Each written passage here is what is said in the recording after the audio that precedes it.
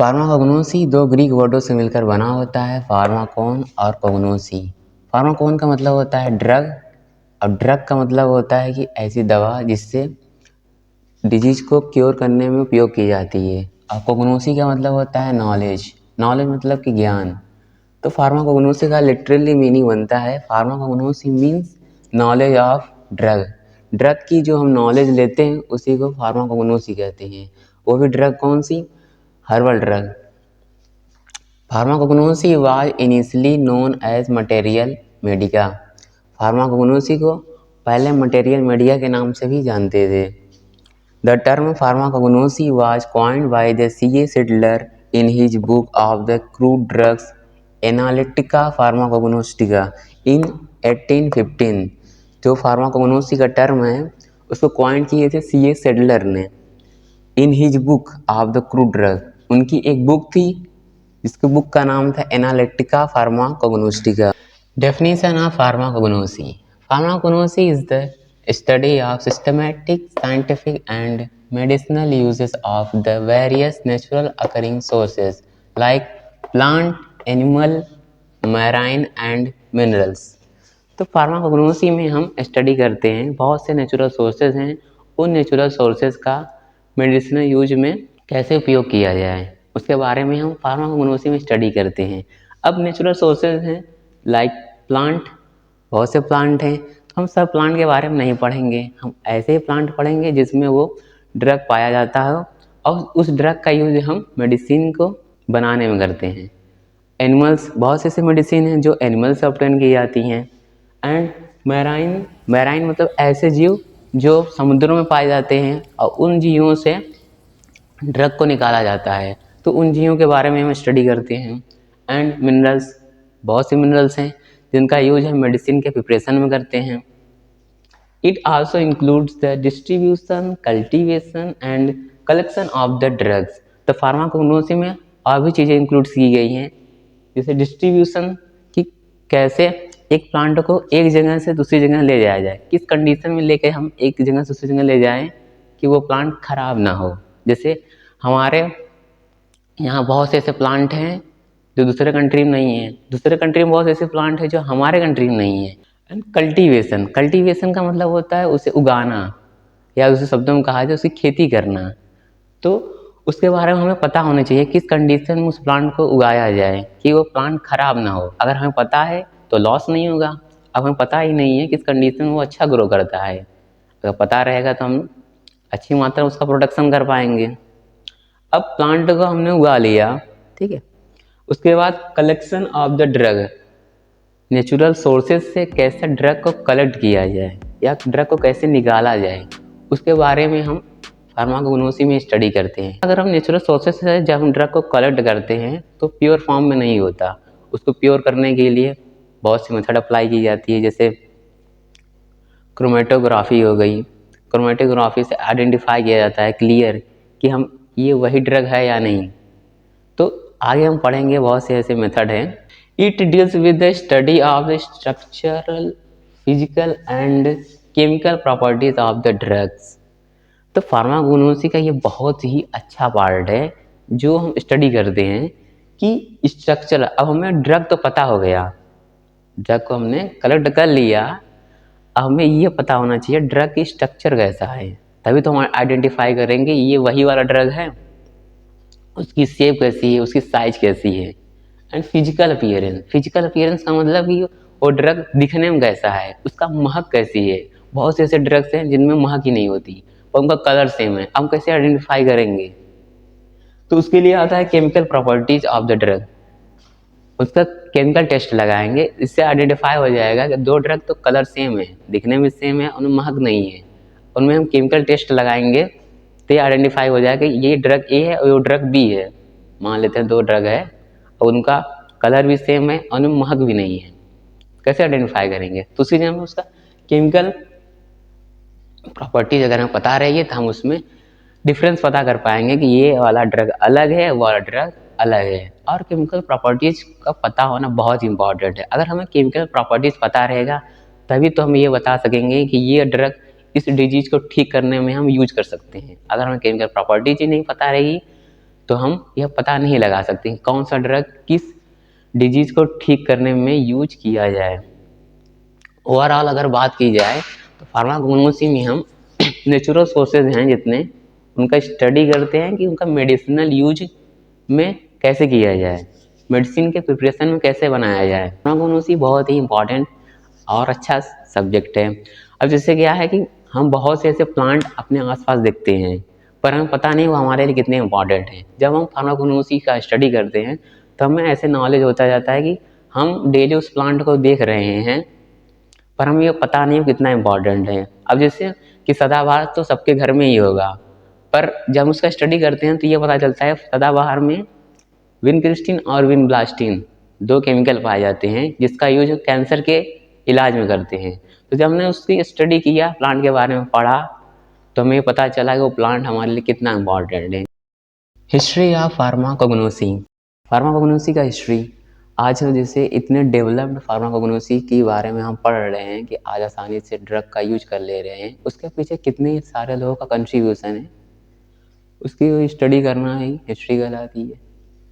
तो सेनंग about 3000 BC China, he wrote the oldest pharmacopoeia Pen Tisao, it containing about 365 drugs। तो करीब 3000 साल पहले सेनंग जो चाइना में रहने वाले थे उन्होंने लिखा था सबसे ओल्डेस्ट फार्माकोपिया पेन टीसाओ, जिसमें लगभग 365 ड्रग्स हैं। अब इसमें 365 ड्रग्स कहा है अबाउट में, यानी 365 से ज़्यादा भी हो सकते हैं या थोड़े कम भी हो सकते हैं। उसके बाद आए papyrus, he describe the medicinal properties of the plant and animals. Papyrus Egypt के रहने वाले थे, उन्होंने डिस्क्राइब किया medicinal properties of the plant and animal, animal और प्लांट की मेडिसिन में मेडिसिनल कौन कौन से प्रॉपर्टीज है उसके बारे में डिस्क्राइब किया। Hippocrates, he is also known as father of medicine, he mentioned about 300 से 400 plants used for various illness. Hippocrates को फादर ऑफ मेडिसिन के नाम से जाना जाता है। क्यों जाना जाता है? क्योंकि उन्होंने मेंशन किया था 300 से 400 plants use for various illness. 3 से 400 ऐसे प्लांट्स उन्होंने मेंशन किया था जिसका यूज हम बहुत से बीमारियों को ठीक करने में यूज करते थे और करते भी हैं। Aristotle he was a student of Plato, बहुत ही फेमस फिजिशियन थे और फिलोसफर थे प्लेटो, ग्रीक के रहने वाले थे। इनका योगदान ओरिजिन ऑफ लाइफ में भी है। इन्हीं के स्टूडेंट हैं Aristotle. He is also known as father of biology. Aristotle को फादर ऑफ बायोलॉजी के नाम से भी जाना जाता है। He was the first to study the plants and animals in a scientific and systematic manner. इन्होंने पहली बार प्लांट और एनिमल को सिस्टमैटिक एंड साइंटिफिक मैनर से स्टडी करना बताया था। और वैसे इन्होंने प्लांट किंगडम भी डिस्क्राइब किया। इसके पहले बहुत से ऐसे फिलोसफर थे जिन्होंने स्टडी किया था पर एक साइंटिफिक और सिस्टमैटिक मैनर में नहीं किया।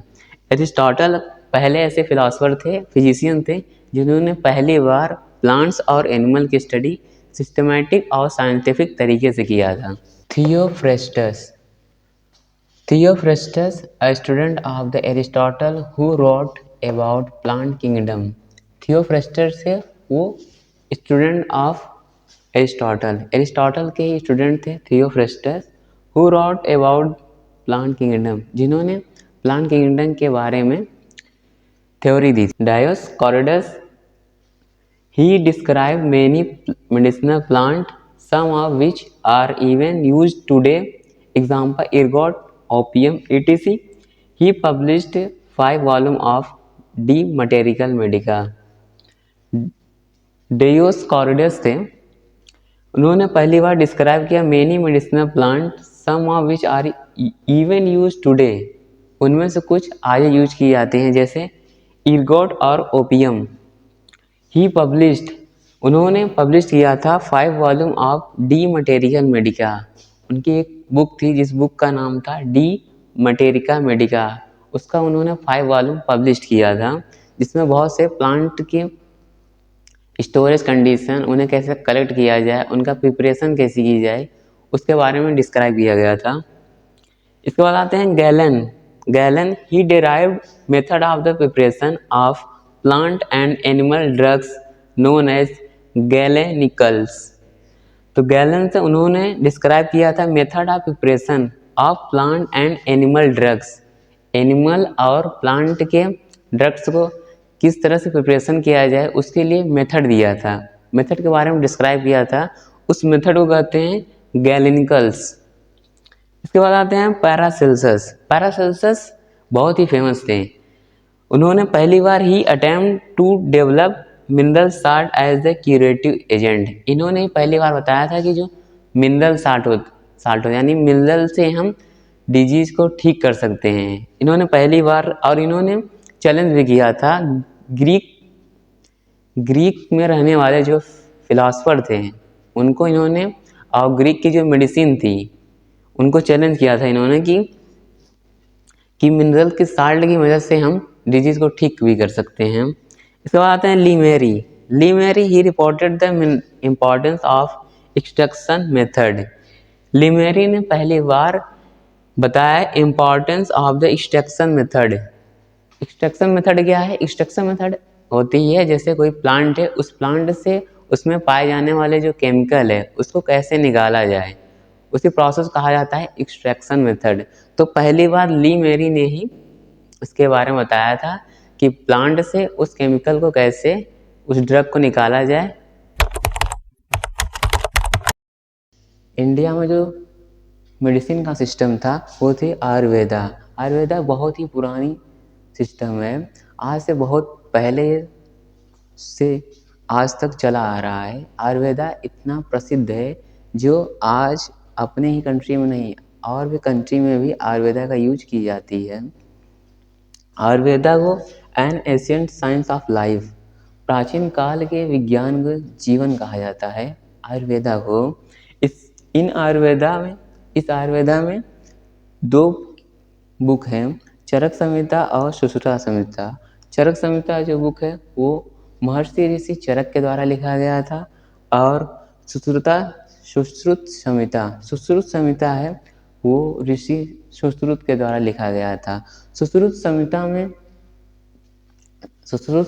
में सर्जरी से रिलेटेड मेथड को डिस्क्राइब किया गया है। मतलब कि सुश्रुत संहिता जो थे वो बहुत से ऐसे मेथड को डिस्क्राइब किया था जिसका यूज हम सर्जरी में करते हैं, बहुत पहले भी करते थे, आज भी कुछ ऐसे मेथड हैं जो आज भी यूज की जाती हैं। इसी कारण से सुश्रुत जी को फादर ऑफ सर्जन के नाम से भी जाना जाता है।